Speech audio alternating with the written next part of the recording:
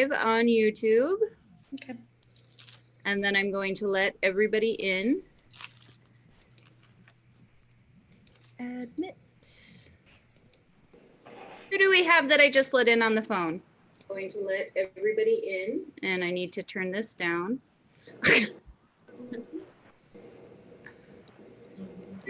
There we go.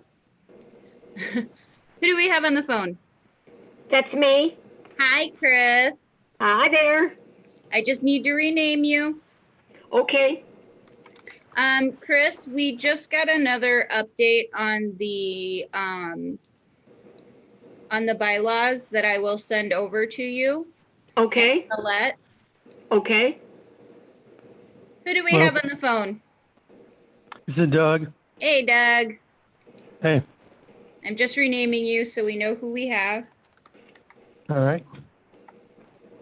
And just so that everybody is aware, I am streaming this on YouTube so that we have it. It will also be recorded. Melissa, I'm going to leave the meeting shortly to go to my condo meeting.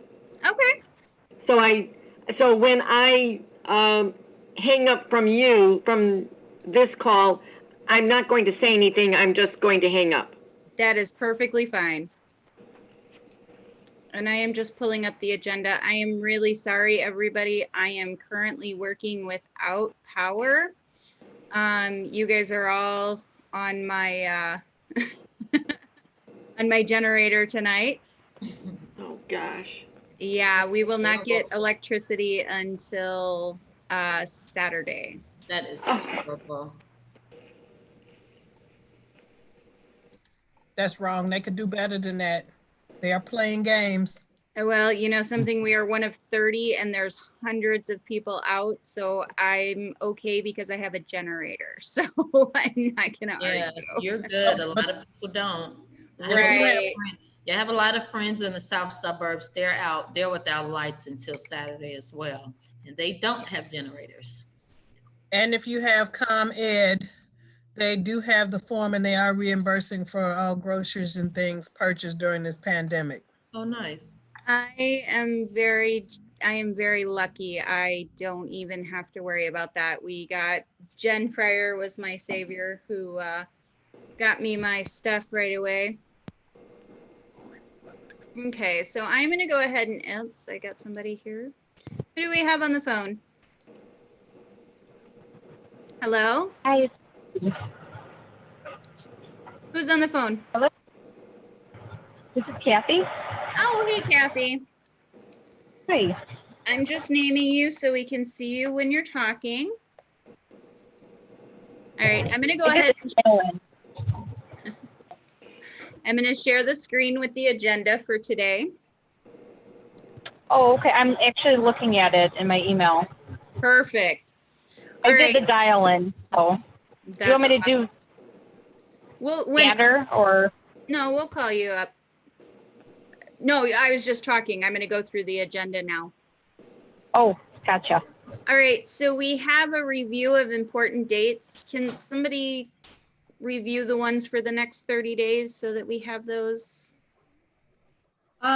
Melissa, with you sharing the screen, I was kicked out of Google for the document. I can't get out of this. Is it at the top of your screen? Like a tab at the top? No, in order to do that, I'd have to, okay, there it is. We're good. Whatever just happened. If you escape out of full screen, hit escape when I share the screen, it should let you like minimize it. Okay. I'm going to try it again.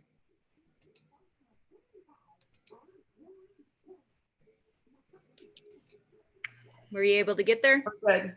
Thank you. Okay. No problem. So I need somebody to review the important dates. Does anybody have that piece that they can do like the next 30 days?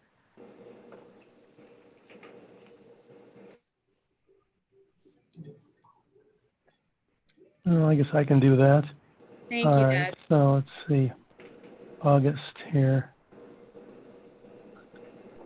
Okay, we've got the Veritex webinar on the 12th. Well, I guess that was today. The committee to investigate paralegal regulation on the 13th. We've got the Eastern Legal Staffing presents 5 steps to beat age discrimination and get the job you want on the 14th. Personal injury workers' comp med-mal section meeting on the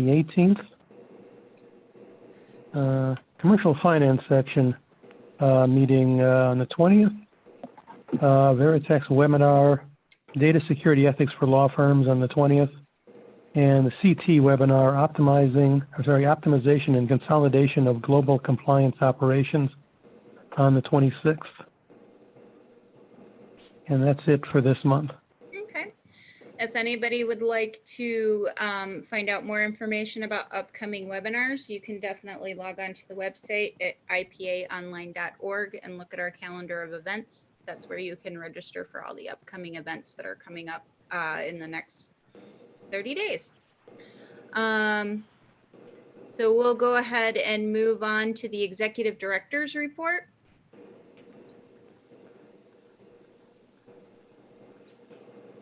Okay, so membership numbers are at probably the peak of what they're going to be. We do have a couple of memberships that came in August. We normally shut off membership in August and give them the option to hold off for the Fall Education Conference for a 2021 membership, since memberships are based on a calendar year. So I already have 3 members for 2021, and there are 3 more members that I have to find out if they want it to be processed for 2020 or 2021. So like I said, pretty much we're at the peak right now. We may a couple of those want to be 2020s, but otherwise, you know, that's our membership numbers. And and that's really it. What I was doing last month, obviously, was demoing virtual platforms for the Fall Education Conference. And I did do a lot of cleanup of the non-member database. We do get charged for non-members. And a lot of times people will log in to, the same non-members will attend events. And instead of just finding their profile, they'll create a whole nother profile. So they're in there multiple times. So I spent some time cleaning that up so that we wouldn't be charged for duplicate non-members. That's all I have to report.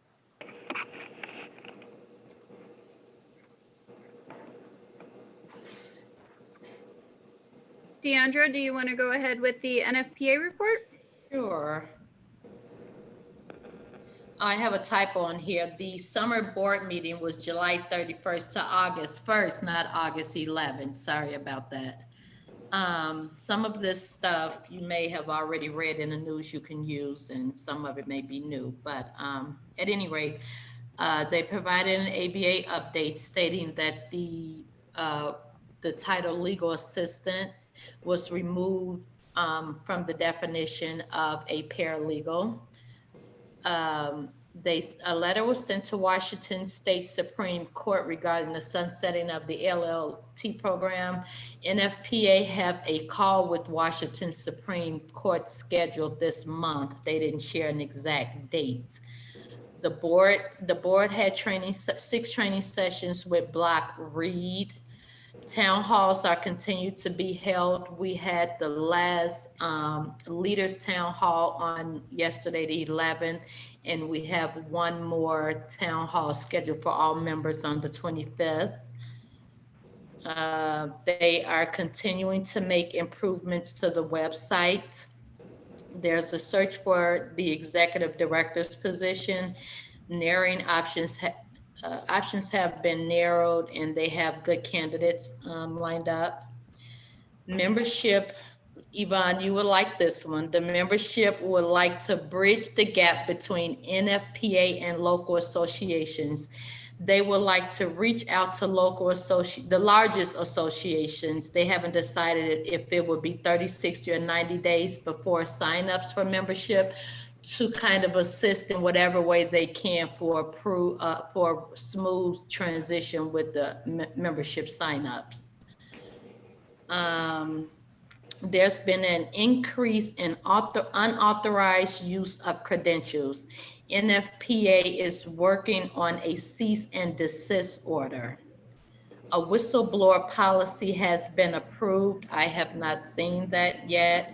And Mayanne gave a shout out to IPA for coordinator volunteers. She had put out a request because she needed coordinators for to assist her in her position, and she chose all 3 from IPA. So the nominations are as follows. Nita Sereno is being nominated for president again. Linda for VP and Director of Paralegal Certification. Kathy Ellard for Region 5 Director. Don Bristol for Region 4 Director. Mayanne Besser for SDO. Tracy Woolsey for Region 3 Director. And Maren Schroeder for VP and Director of Positions and Issues. Region 2, we've all, they did a little different how we submit our nominations. They created a nomination form for all of us to submit online. So we all just completed that on Monday. We formally submitted a nomination for Lisa Lynch for renomination as Region 2 Director. So that's all I have. Okay. Oh, one thing I didn't put on here, they didn't actually give a fast track update, but they did give a PACE update. They basically just gave us the total number of members that passed the PACE exam since December was 43. They didn't give us a total number that took the exam. And I guess you all are aware of the issues they've been having with people passing the PACE exam. And they are working with Promatic to try to figure out what the real issue, the underlying issues are with people not having difficulty passing the exam. So Okay. that's all I have. Any All right. questions? Yes. Who is using credentials without authorization? Do we know? This is something that's going on among different states. So I don't Okay. have names, but they just said this is something they've been noticing throughout different states. So And we do Okay. have the same issue with the ILAP credential too as well. really, Yeah. How are they using it? I mean, can somebody expound on that, please? I Well, can because- only, they're just throwing it on next to their names, but they haven't taken a test or went through the proper protocol. Right. to Remember we had actually talked about credential. scouring LinkedIn to make sure that people who were using the ILAP credential were actually Paid. ILAPs. Okay. Right. And that could be just an oversight on the person's part of that's what they put on their LinkedIn and haven't gone in a year and a half or 2. So, you know, it's not necessarily something that they might be doing on purpose. But welcome back, Karen. Thank you. I thought I was hitting mute and I ended the call or unmuting, you know, so because it's right above that. I was just going to ask a question. Have they ever mentioned how many RPs there are in right now? The total, not just how many took the exam recently, but how many there are? I'm sure that's easy to find if that's something you want me to find out.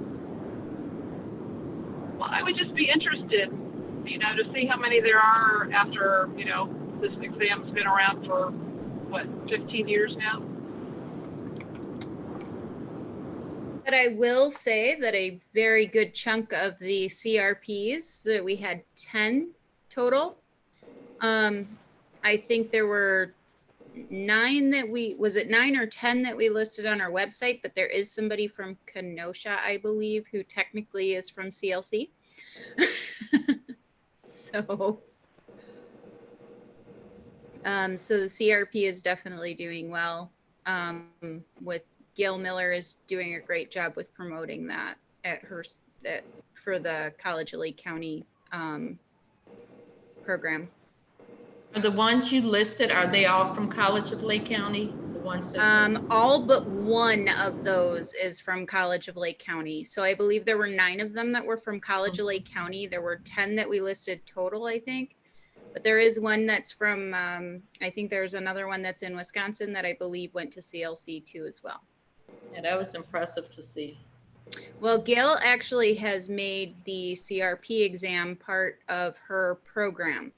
So her students have the ability to take the test as part of their capstone class. So before they graduate, they're not only certificated, but they're certified.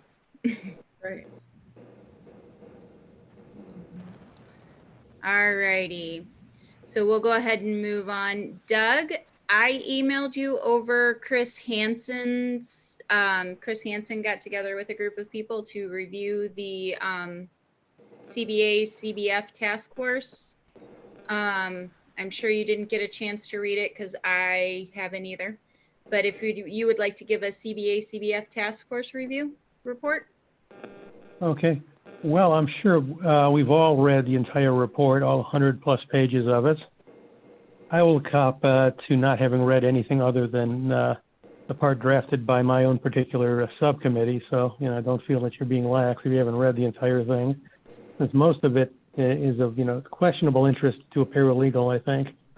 But the section that is probably of most concern to paralegals is the proposed licensing of the proposed rule change allowing licensed paralegals to practice in ways that they have not been allowed to practice, including basically appearing and asking questions at depositions and potentially even appearing in court without the direct supervision of an attorney.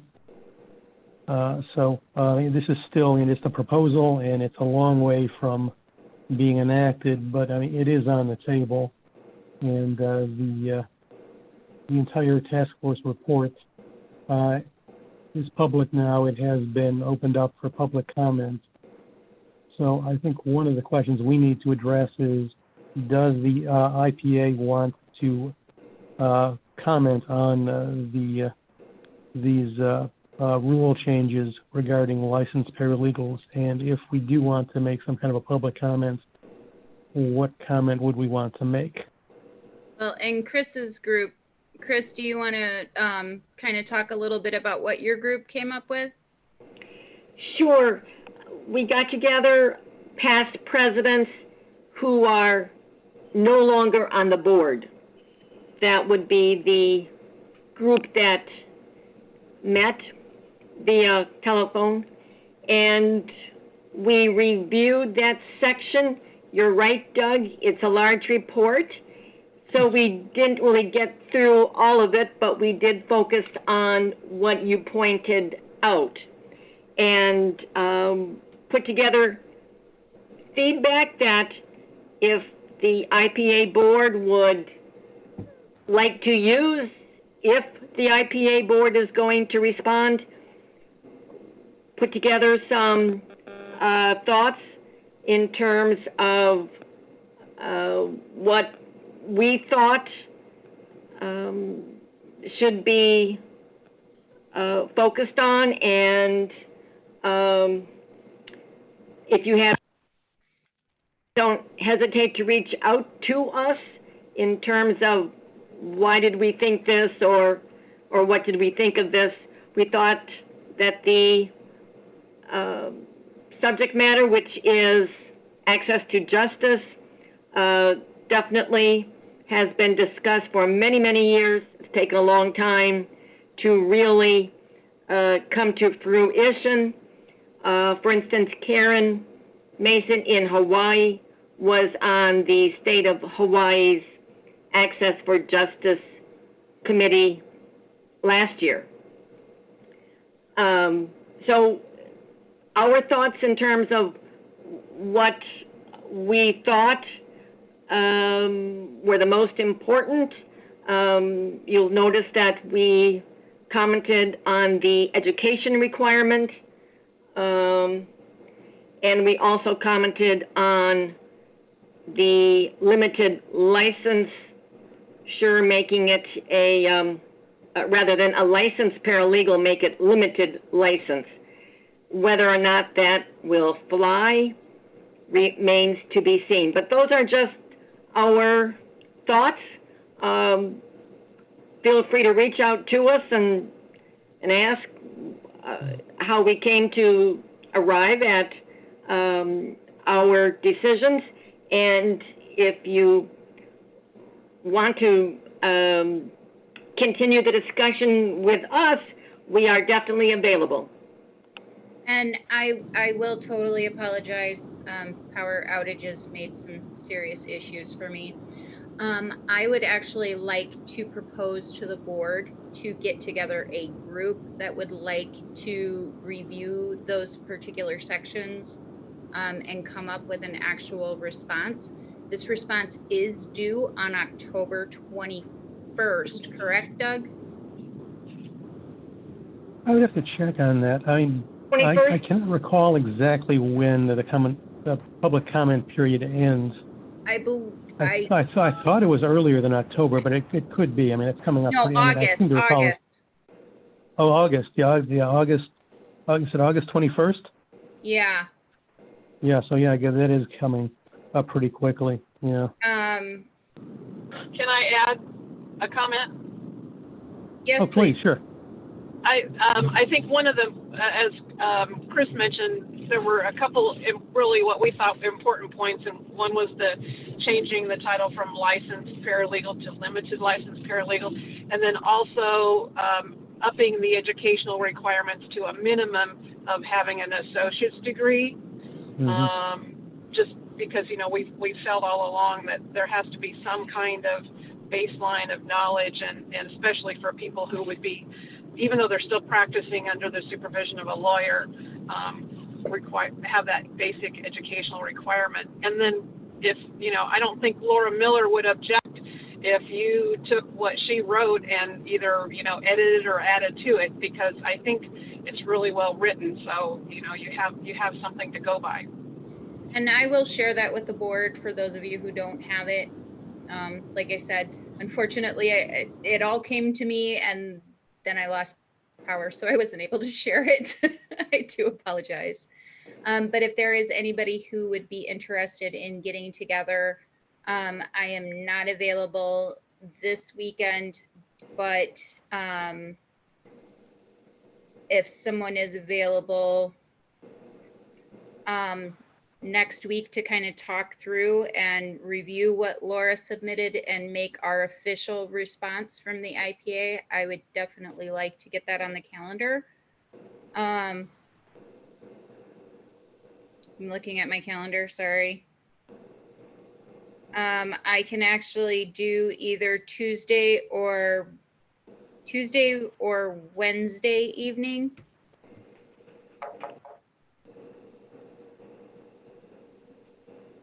Does anybody have a raise of hands? Anybody who would like to be on the report? Okay, so we have me and Larice. I'll do it. Well, you're stuck with it. Yeah, I am. Chris. I can help out. Okay, thanks, Ellen. Melissa, I can help if you need help. Okay, Kathy. Chris, do you Yes. think your group would be available to kind of go over this with us on, why don't we say Wednesday? Wednesday is usually my good night. Mm-hmm. Wednesday the 19th? I will send an email out, Okay. and I will CC you and Doug and Yvonne, and if you have any kind of number to call in or however you want to set it up, just Yeah, I'll go ahead and set it up via Zoom and we can kind of edit it together. And then we can finish that up. So why don't we say Wednesday, how does 6:30 work for everybody? Yes, that that works works for me. for me. Okay. So I've got Wednesday, August 12th at 6:30. August 19th. August 19th. Or 19th, yes, sorry. Today is the 12th. let's start over. So we will go ahead and set this for August 19th. I will send a Zoom link invite to Larice, Doug, Helen, Kathy, and Chris. And Chris, you can share that with everybody that was in your group. Karen, would you like me to send it to you as well? Sure, I'll get it either way. Okay. Yeah. Is there anything else that you'd like to add to the report, Doug? Well, just one other thing. I mean, in addition to the paragraph that discussed, you know, what these limited licensed paralegals would do and what kind of education requirements they have, something to note would be the paragraph underneath that paragraph, which basically gives the IPA, NFPA, and a couple of other organizations, some of which I've never heard of, the right to accredit or certify these licensed paralegals. And see if I can. I do know that AFPE, AAFPE, which is the organization that the paralegal schools belong to, is going to be giving an official report. I sent it over to Gail Miller because I knew that would be of particular interest to her. So I know that they are finalizing their comments, and they're going to be commenting as well. Okay. All right. So I mean, basically, it says Yeah, that the I don't know following how organization. I don't know how active the American Alliance is anymore. Yeah, I've never If even that's heard one of of the ones them. you're talking about. That was Yeah. an offshoot after one of the NFPA conventions. They broke off because they were concerned about I think it was the educational requirements for the PACE exam. Is that the one that was Mhm. based out of Florida, Karen? No, this was in like, I don't know. Chris, was it Pennsylvania or Ohio or someplace like that? Is it the group that came out of the NFPA convention in Ohio? Are they based? Cleveland, yeah. Are they based in Arizona? Yeah, Oh, we're okay. in Arizona. Oh, okay. Okay. What was some- Hold on just 1 second. There's a ComEd guy at my door. Oh, maybe he's going to get your power back on. Progress, yes. Yeah, so 5-minute break. Okay. Good Okay, I night, got to take my everyone. dog out. Okay. Good night. I'll be right back. Okay, he was just making sure I'm home. Sorry about that, guys. I mean, so did he reconnect anything or is he just being nosy? I'm just, He wanted to see if we were home because he's making sure that there's a couple people home to see what they're doing outside. Might reconnect us, but I don't know if that's true or not. Hope. Doug, is there anything else? No, I think that's it. Okay. So we'll go on and move to the section and committee reports. You guys, Jen, do you want me to give the update on it? Sure, there wasn't much on our first one, so. So this last week, we had a meeting with our sections, and each of the committees actually submitted a report. We discovered that our litigation section wasn't on there, and I'm sorry, Jessica. So we have another one that is set for November. But it was great for all of us to kind of talk and see what everybody's doing. And all of those are attached to the board members' reports. So I am going to go ahead and move on to the scholarship report. I just need to pull it up on my screen. We were very excited. I went through and got the information about the scholarship. So we did discover that we do have enough to offer another scholarship for 2020 in the amount of $500. This actually leaves $256 in the account that we can put towards next year.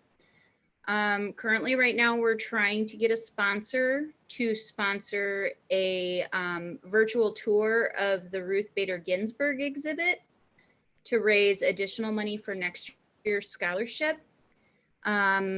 So we are working on that, but I will have all of these scholarship applications and everything ready for the website for everybody to go ahead and apply for the 2020 scholarship. That will be awarded in November. During our fall education conference, we will announce it. Don't know how that's going to work because we've always done it at the luncheon. So I'm hoping that I can get whoever it is on Zoom somehow. So if anybody has any suggestions or information about a vendor that might be interested in sponsoring the RGB exhibit, that is actually a cost of $250, which actually works out well because that's what our sponsorship fee is for the scholarship, for us to get our pins. With us being remote, pins aren't necessarily something that we can do. We did have some pins that were purchased, and those are actually going to the post office tomorrow. So those will be sent out. And we do have some that are still available. So I will work with Yvonne on getting that as an option for our fall education conference when we get there. Does anybody have any questions about the scholarship report? If I do. Go ahead. Just a question. Do you have you already received board approval to offer the 2021 scholarship? Does the board have to approve it? I know you have the money, but. I guess we probably should. Thank you, Karen. So would I be able to make that motion or does somebody else need to? You can make the motion. Okay. I would like to motion that the IPA be able to offer a scholarship in the amount of $500 to a 2020 applicant from an Illinois school to be awarded in November. Second. All those in favor? Aye. Aye. Aye. Aye. Opposed? The next stop will be Henley Park. Good timing. Evidently Metro opposes. And abstentions. All righty, so moved. Melissa, quick question. Yes. Is the topic of the scholarship determined? What people will be writing about? When we had talked about it, we had discussed that the topic of the scholarship essays this year will be, how do you feel that COVID-19 will affect the future of the paralegal profession? Okay, thank you. I remember that now. I think that's kind of a timely topic, and so be kind of interesting to see how the students see it. And the one thing about paralegal students is they're not always young students. When I was going to school, most of us were at least over 30. So we'll definitely probably get an interesting set of people responding. And since we are going to be doing this, if anybody is interested in judging these scholarships, please feel free to send me an email because I would love to have some additional people. I've already gotten 8 people who have asked me about the fall scholarship. So I have a feeling we'll get at least 8. So we may need some additional help reviewing scholarships. So just send me an email and we'll go ahead and get you on the scholarship committee. So we will go ahead and go into the Board of Directors meeting minutes approval. I will be the first to admit, I have not looked at the May 13th meeting minutes. So does anybody have any changes that they would like to make to the May 13th, 2020 board meeting minutes?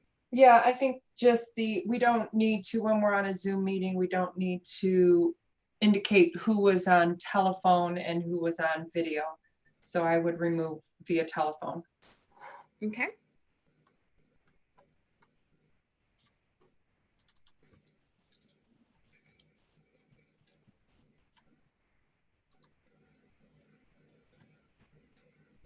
Does anybody else have anything? And yeah, and then there's some fill in the blanks. Let me get to that section. Bear with me. I know it's in here.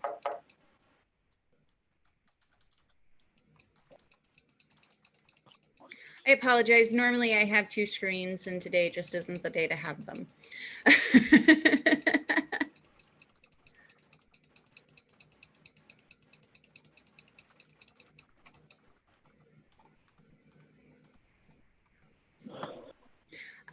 There was on page with the motion, there was a motion that Larice made. I need somebody to fill in the second, and this is regarding the pro plan, even though we didn't do it. What if we just, since nobody's gonna remember who, why don't we just put and properly seconded? Okay.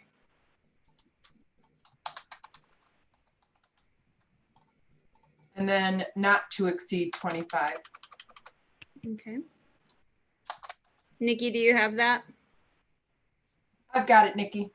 Okay, perfect. Okay, because I'm editing mine too. I didn't know you were doing that. So Oh, I'm editing it because I made a couple of small edits too. Okay, I'll just make note that the edits in the meeting minutes. Okay. So we'll do the same thing under the IPA website. Yeah, and then the resolution number is just 20-05-02. Oh, okay. On approval of minutes. Okay.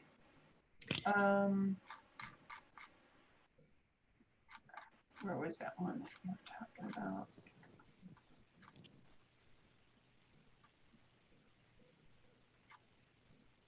I have a question. Sure. Under letter for local bar associations, it says, and my brain might be fried from this time, Mr. Barr and Ms. Kavanaugh left the meeting. Is this supposed to be Mr. Braun? No, Jessica was in the meeting at the time, I'm sure, if it says that she left.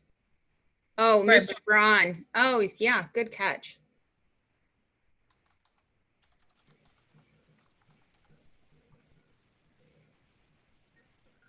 Yeah, I didn't remember. Actually. I didn't remember a guest, and I was like, wait, who is this? Yeah. My bad. Hey, it was your first time. At least you didn't call him Miss. I've done that. Not just to him, any of the guys on the board. Because you're just so used to typing Miss or, Miss instead of Mr. And you know something, actually, he's listed as briefly left and returned. So we may want to take him out of there because if you look under new business.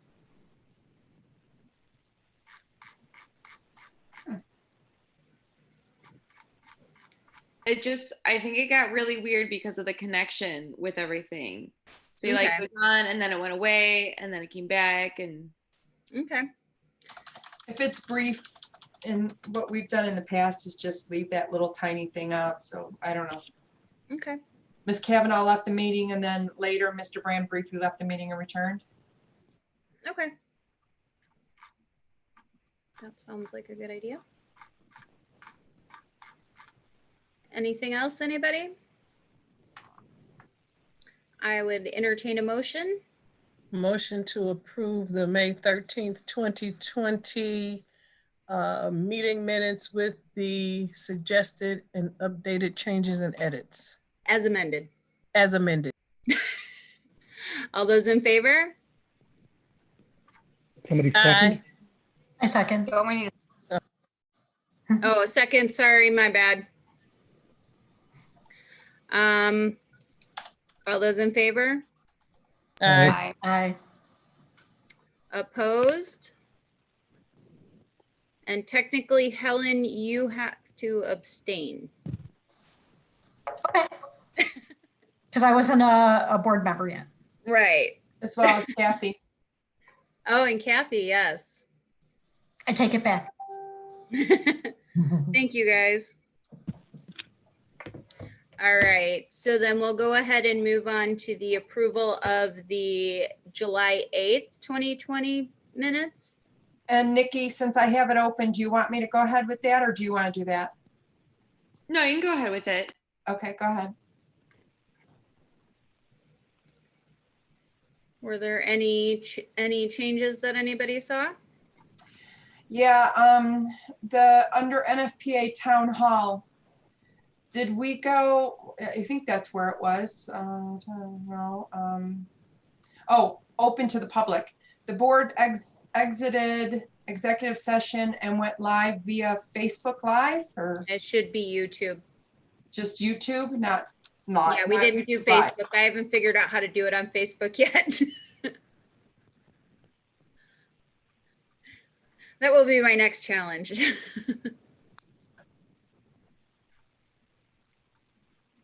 That was all I had. Okay. Anybody else? All righty, I will entertain a motion to approve the minutes as amended. Motion to approve the July, what's the date on there? I'm sorry. 8th. July 8th, 2020 meeting minutes as amended. Second. Second. We've got Helen who seconded. All those in favor? Aye. Aye. Opposed? And That was abstention. aye, but I was on mute. I apologize. That's okay. Nikki, you will have to abstain. Okay, I was talking to my computer, MD. All right, so moving right along. We will go ahead and we just need to read in the unanimous written consent, correct, Yvonne?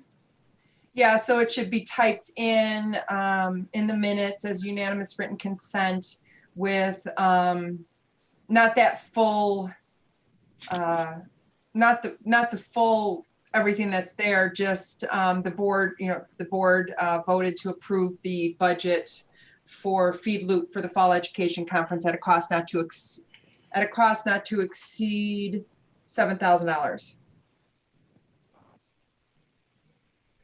Okay, you gotta do that one more time, a little bit slower. I have unanimous written consent that the board voted to approve the budget for the Fall Education Conference.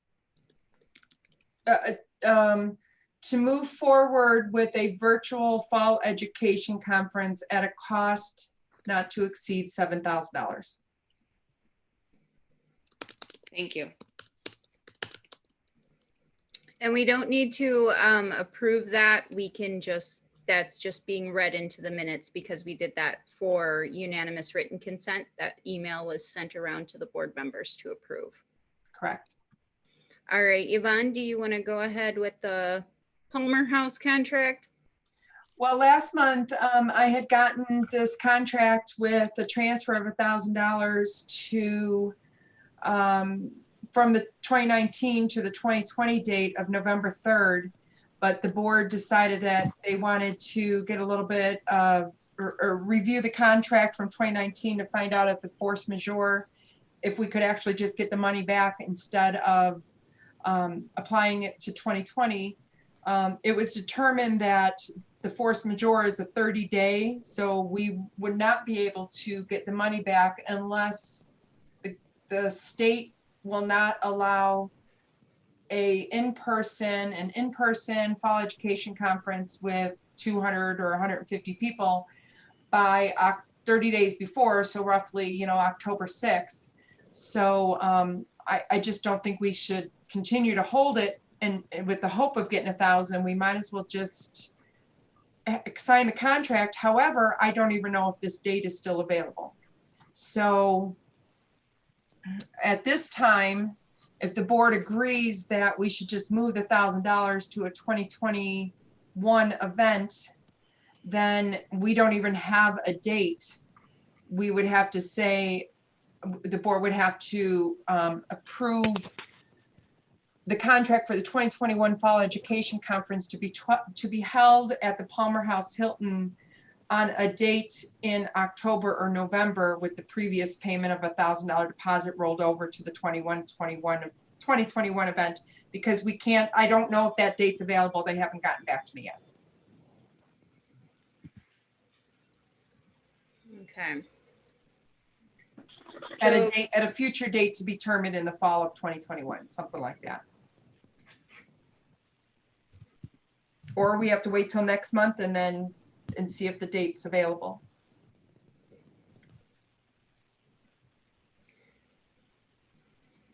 Leanna, If the board approves it and then something happens or there's more discussion and we start emailing, you don't have to sign, but at least the board can approve it. And then if something gets totally thrown out of whack, then I would bring it to the board and we wouldn't sign. But that's up to you. So our 30-day date would be October 5th? October 6th, I think. October 6th.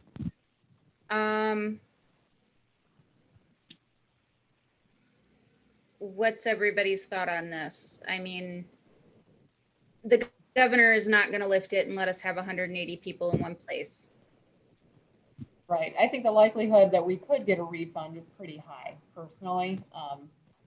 So I think that's certainly a possibility. So I don't think waiting is a bad thing, but except to the extent that if we do want to lock in a date for next year, the earlier we do it, the better. So it just really depends on if everybody is interested in moving forward with an in-person fall education conference next year. If so, that's exactly the problem, because we take up that entire area.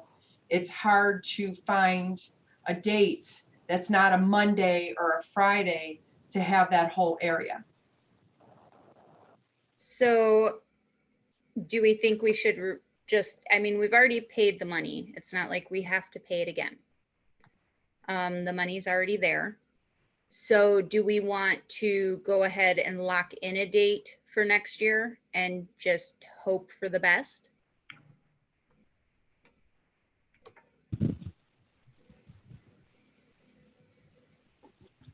Not everybody at once. Well, last month when we spoke, everybody seemed in favor of continuing to have in-person events, and the fall education conference has always been, you know, one of our biggest ones. So, I mean, there's certainly that aspect to it, to say if you want to lock in, go ahead and do it. Obviously, the landscape and how things are going to be in a year from now, nobody can predict. So it's $1,000. We'd be locked in, and you know, it'll be just wait and see how things turn out next year. But I think part of the hesitation, at least on my part, is seeing how things have been going across the country and not knowing if we'll be in a position, if people will even be back downtown. I don't know if our company will be. That gives me more pause than it did last time we talked about it. Yeah. Especially since the numbers of the virus are kicking up because people are not following even the basic protocols. And there's no, well, they keep saying that there's a vaccine a few days or a few months off, but we don't know what their time scale of a few months, because a few months to me might be 2 or 3, and to them it might be 12 to 18. I'm just, you know, I think it's good to have a space, because I think when it's all clears, everybody will be glad to see people in person instead of digital. However, is there a possibility or even a way, especially since we have a lot of people some people that come from downstate and other areas who may not be able to get in, is it too soon to consider having a combined option for 2021? Obviously, something we'd have to look into. I mean, I think if we're on a crunch, we could get the money back, that deposit. We could use that funds as a gain and implement that into strengthening the,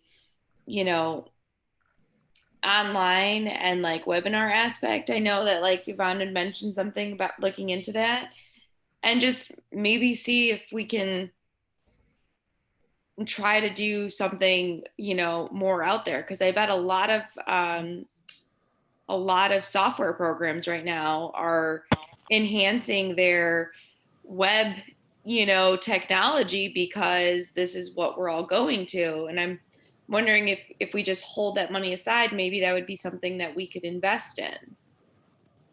That would take, our virtual conference to the next level. Well, I'll just pipe in as treasurer and say that even that $1,000, if we get that back, we're still in the red. Just not having these two events, the spring education conference and the fall education conference, we anticipate so much profit from those that our budget's still not going to be where we would like it to be. So it's not necessarily extra funds. It's still trying to dig out of that hole. Yeah. But and two, Yvonne, I know you're concerned about getting space. I just wonder, even if things do start to open up again, how quickly are hotels and things like that really going to be booked up? So again, it's a nobody knows game. Are people going to rush back in and start booking space, or are the hotels going to be begging people to come in, just to get something on their books? Nobody really knows. And I mean, to be honest with you, it is an unknown. It's not something that's coming out of our budget. We can just leave it where it's at and address it next year and not necessarily worry about it. And then as we come up, at least we would have some sort of contract in place. But if we want to wait and get it back and then start looking for something at the beginning of the year, we can also do that too. Like I said, I do not see the governor giving us the option of being able to do this in November. I mean, I just don't see it. He absolutely Concerns. Go ahead. I'm sorry. Let's be real. You're not going to be able to go. You're 10 people. He's saying 50 people is too many. So there's no way we're going to get 100 and some. My concern is seeing how many places are shutting down entirely due to bankruptcy or just not being able to stay afloat. And that kind of gives me pause to say, should we get the money back while we can, and then start fresh with whatever we can find at the time next year, because we don't know what places will still be afloat and which won't.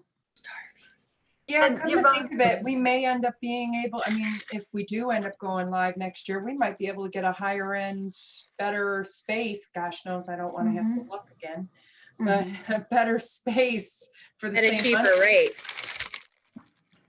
Well, and Yvonne, don't we typically book, so we would have it in November, don't we, at that kind of time, really book out the following year? So, we might have still some room before we really need to get it on the books for 2021. You're right. I get dates, and then for the December board meeting, I present a contract for December, and we pay it in January once we start the new budget.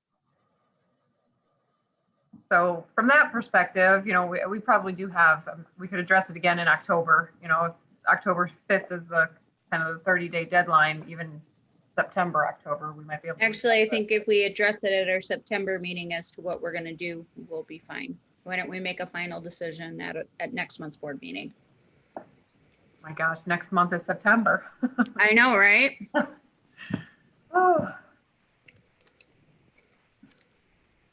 All right, so we agree that we'll go ahead and look into that next month. Why don't we go ahead and move on to the 2020 Virtual Fall Education Conference? Well, Sharon's not on the call tonight, but she asked me to report that she's got 12 of the 20 sessions pretty much confirmed. There most likely will be several technology sessions since we're doing this virtually. It makes sense to do a little bit more technology versus when we do an in-person. And any of the ones that she's still looking for speakers for, she's going to reach out to the individual chairs in the coming days. Awesome. I am very Oh, excited. and then of course, whoever hasn't heard, we cannot get paralegal day in the state of Illinois approved this year. So I don't know what I still think we should do something. You're talking about the RBG exhibit. Right. We can still celebrate paralegal day, just not governor approved paralegal day for the first time. The Illinois Paralegal Association is going to pronounce one day paralegal day. I get emails from law firms asking when paralegal day is going to be. Okay. So I thought it would be best if we have a canned response for me to send out. So if the board could maybe put together a canned response for me to send out saying that due to COVID, the governor is not proclaiming paralegal, no proclamations are being approved this year. However, the IPA, in conjunction with its fall education conference on November 4th and 5th, will be doing something. I don't know, whatever. I haven't gotten any requests yet for the information, but I think we should start thinking about it. Okay. And I think we should add to that response. And if you'd like to celebrate your paralegal by purchasing a pin, please do so. Absolutely. I still have quite a few of those. I need to buy another one.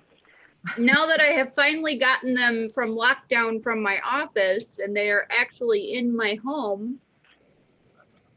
I want one. All right, Deandra, just send me an email or send an email to Yvonne and we'll get that figured out. Okay, all right. This is Sue. I just thought of this as a random idea. I don't know anyone there, but if anyone here does know someone at like the ABA Chicago, would it be worth asking them if they would like to maybe say it's paralegal day? I don't know if anyone knows anyone there. I do not. But at least it's a group of attorneys that are. We can always ask them. Kind of brings us to their. Yeah. It can't hurt. Is Chris Hans still on the call? No, she had to go to her. I know people. Okay. Okay, I didn't know if she dropped off yet. I was going to say, I think she might know people there. It was just an idea, though. It doesn't have to be something that happens. Hey, it's worth asking. Yeah. Hey, Doug, do you know if the CBA would be willing to help back that as pronouncing a certain day as paralegal day? I can reach out to the people at the CBF and see if they might be willing to do that. Okay. Let's get as many organizations as possible and see if they can all join in and say, hey, we are all, since this is going on, we'd like all of these people to recognize this day as paralegal day. So why don't we come up, in the next week, I will actually reach out. One of my teachers from Roosevelt was on CBA, or not CBA, ABA. He was an ABA person there. So I'll see if maybe he has a person that he can reach out to there. And do we want to say November 5th?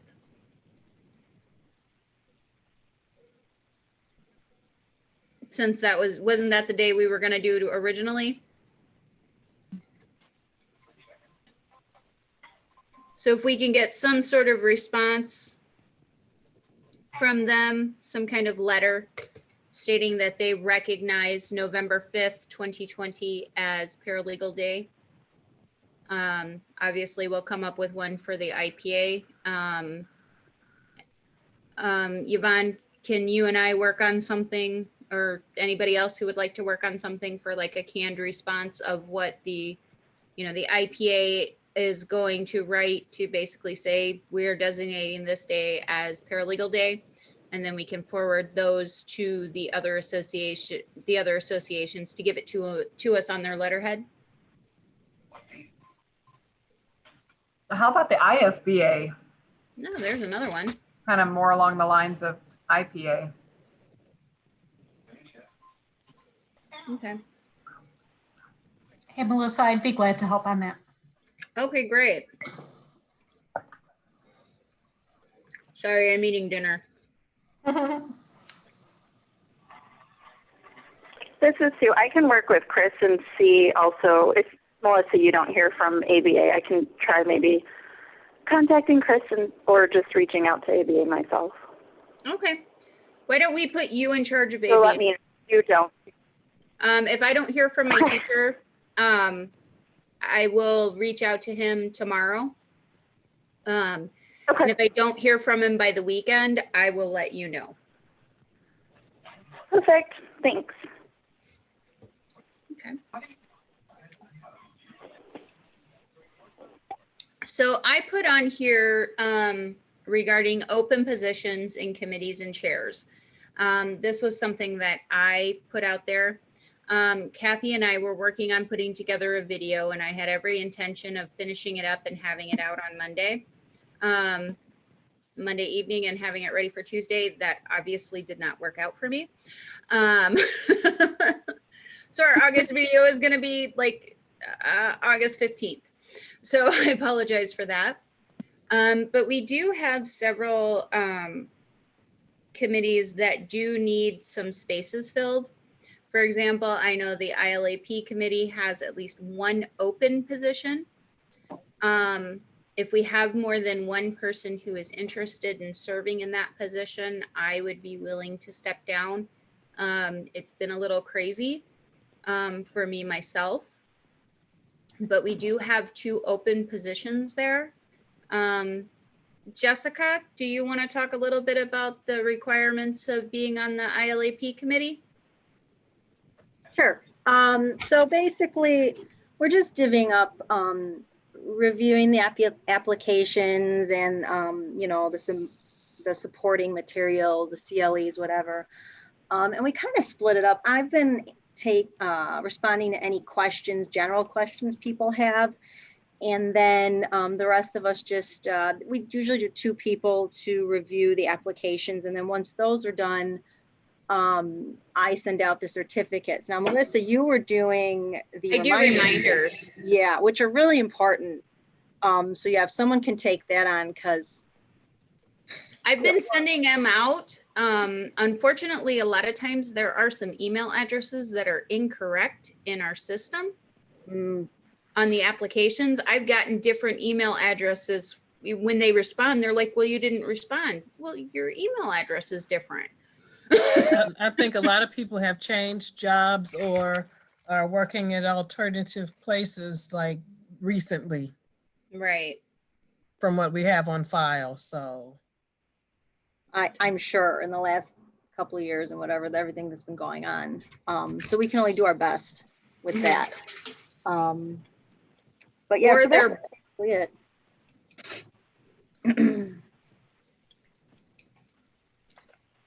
So if anybody is interested in serving on the ILAP committee, I encourage you to send an email to accreditation@ipaonline.org.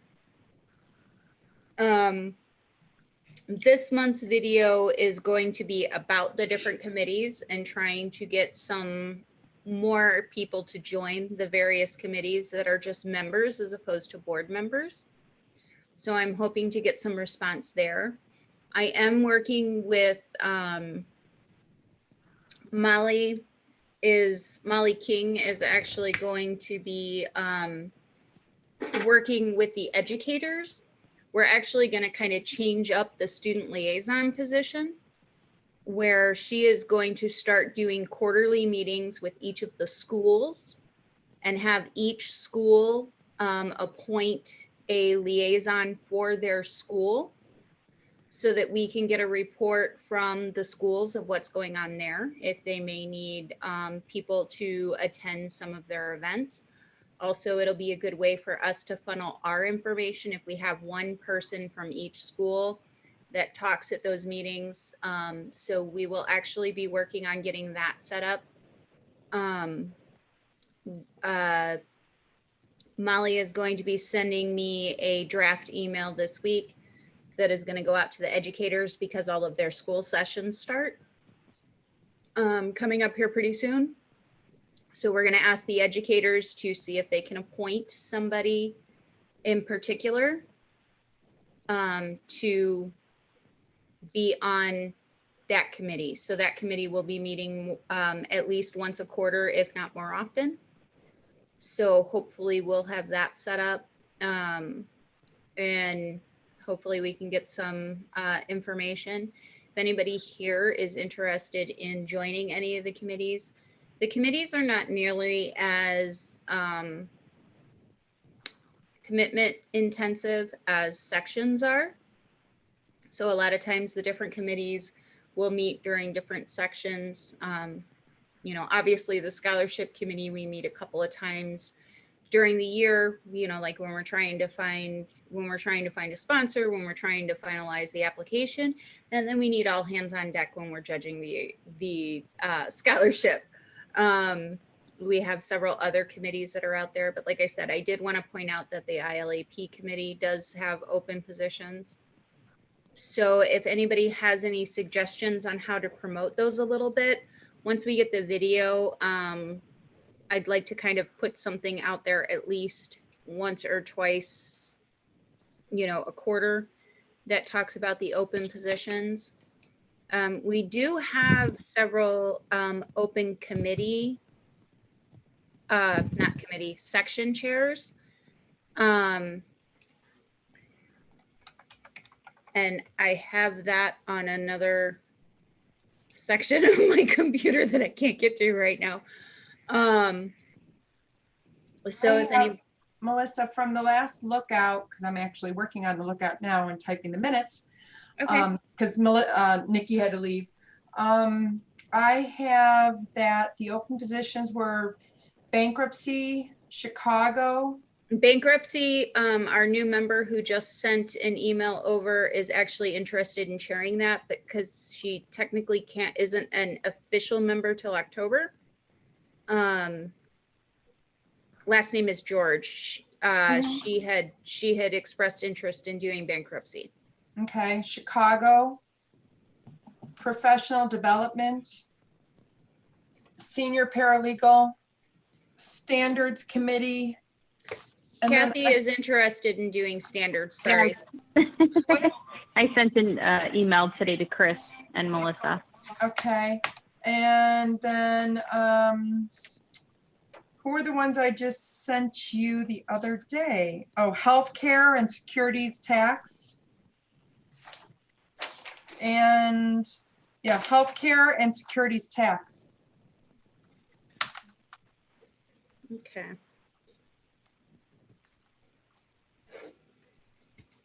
All right.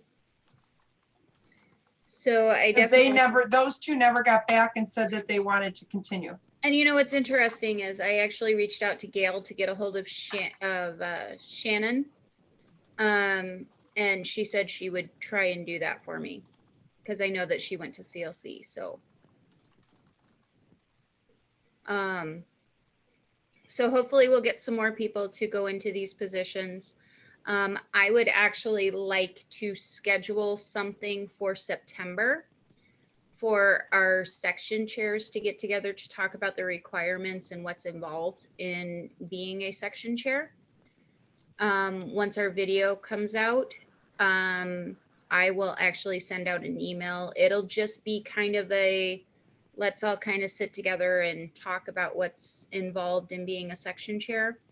But my goal is by January of 2021 to have all of our section chaired. So I would like, if anybody is interested in doing that or knows anybody in any of the open areas, please definitely reach out and let us know. Melissa, may I ask a question? Sure. Mentioned the ILAP committee. Were there other ones that are open as well? Are there what? Are there other ones open as well? Well, I know the ILAP committee is very specific. They have 5 positions. Correct me if I'm wrong, Jessica. Correct.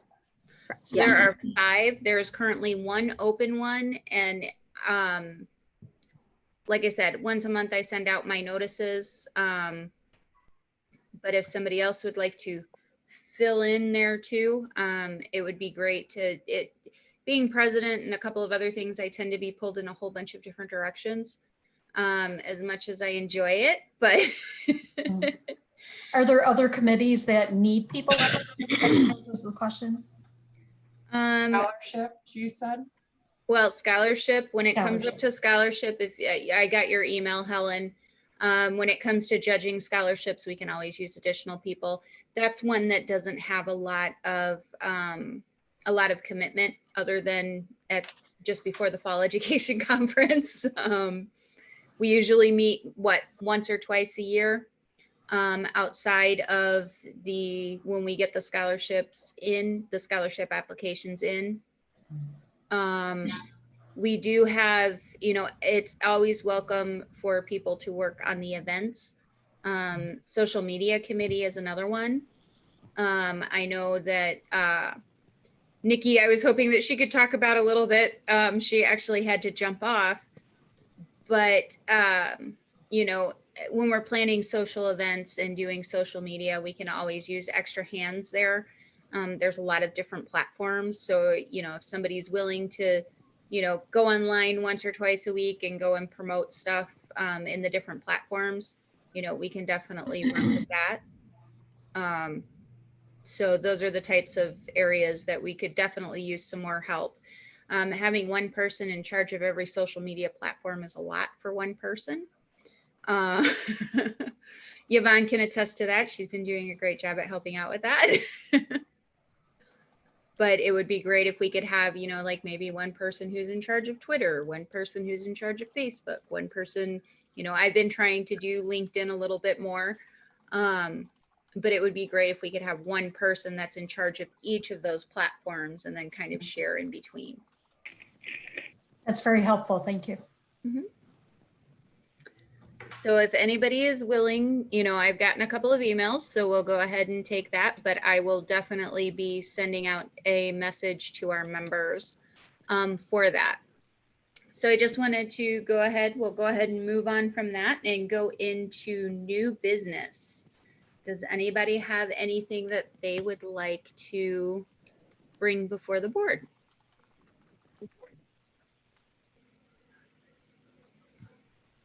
Going once, going twice. With that, I will go ahead and say that the meeting of the Board of Directors will end at 7:03. Our next board meeting is set for, I have to look at my calendar, September 9th. That's 2 days after Labor Day. Does that matter? Will people be out? Is everybody going to be back 2 days after Labor Day? I'll be here. Not going anywhere. It's not that we can go very many places. No. Go to Lay Kitchen. Right. Lay or the living room, backyard. lay bedroom, lay balcony. Well, like I said, this was supposed to be Mike's man cave, and you see it has now become the Fox Lake branch of Schuler, Delaveau, and Casari. So he no longer has a man cave, but I do have a bar in my office. So win-win. I know. There's a cute t-shirt that says Portia Mayarda. That's my vacation. I like that.